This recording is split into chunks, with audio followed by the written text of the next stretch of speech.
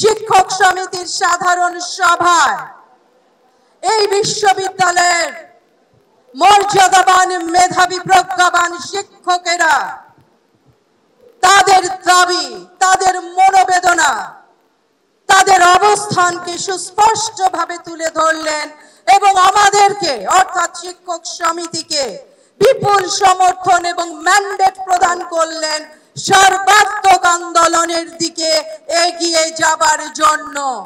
সুতরাং ঢাকা বিশ্ববিদ্যালয় শিক্ষক সমিতি ঢাকা বিশ্ববিদ্যালয় শিক্ষকদের কাছে আমরা ওয়াদাবদ্ধ এই আন্দোলন, এই কর্মসূচি শিক্ষক সমাজের কর্মসূচি, ঢাকা থেকে প্রান্তে পর্যন্ত যত বিশ্ববিদ্যালয় আছে সেই শিক্ষকদের কর্মসূচি, পরবর্তীতে মানববন্ধন সহ আরো কিছু আমরা কর্মসূচি পালন করি।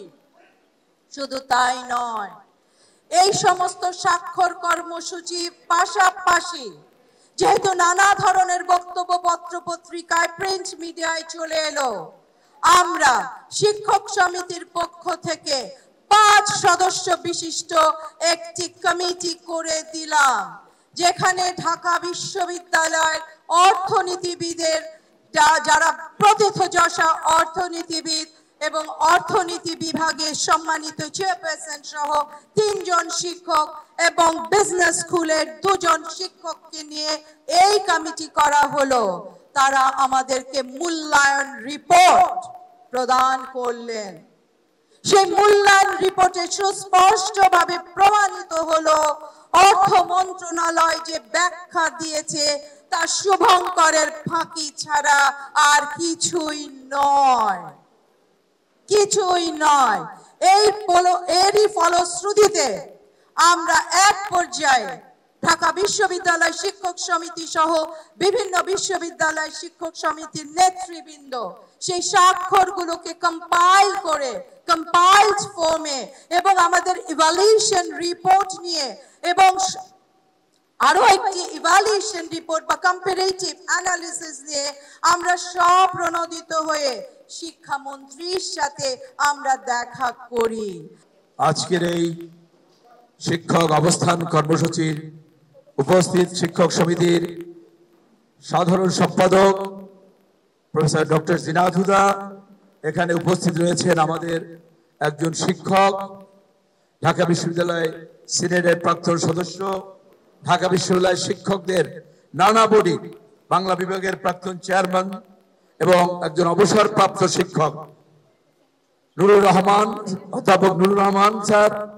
এখানে আমাদের আছেন অন্যান্য শিক্ষক নেতৃবৃন্দ, আমার প্রিয় সহকর্মীবৃন্দ এবং এখানে যারা রয়েছেন ইলেকট্রনিক্স এবং প্রিন্ট মিডিয়ার ভাই ও বোনেরা।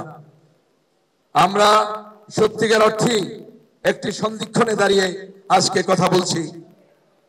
আমাদের বাংলাদেশ, আমাদের প্রাণের বাংলাদেশ, জাতির পিতা বঙ্গবন্ধুর স্বপ্নের বাংলাদেশ, লাখো শহীদের রক্তে বাংলাদেশ, আমার প্রায় 5 লক্ষাধিক মা বোনের সংগ্রামের বিনিময়ে এই বাংলাদেশ। আর সেই বাংলাদেশ, সেই সংগ্রামের মুক্তিযুদ্ধের নেতৃত্ব দিয়েছিল এই ঢাকা বিশ্ববিদ্যালয়। আজকের সারা বাংলাদেশে নজিরবিহীনভাবে বিশ্ববিদ্যালয়গুলো শাটডাউন হয়েছে। বাংলাদেশের ইতিহাসে এটি হয়েছে কিনা আমার জানা নেই। এটি খুবই আমাদের হৃদয় ভারাক্রান্ত। আর আমরা এমন আন্দোলন করছি, কেউ কেউ বলেছেন যে স্টেক হোল্ডার কারা, যারা এই 1 জুলাইয়ের পরে বিশ্ববিদ্যালয়ে যোগদান করবে। আমরা কি তাদের জন্য আন্দোলন করছি? আমি বলবো যে না, আমরা আমাদের জন্য যেমন আন্দোলন করছি না, ওই শিক্ষকদের জন্য আন্দোলন করছি না। কারণ তারা তো জেনেই আসবে, হয়তো ওই ফার্স্ট ক্লাস পাওয়া ছাত্র আসবে না, সেকেন্ড ক্লাস পাওয়া ছাত্র আসবে, নয় থার্ড ক্লাস পাওয়া ছাত্র আসবে, যার চাকরিতে বসে সে আসবে। আমরা আন্দোলন করছি, আমি বলবো যে আমি আন্দোলনে আছি।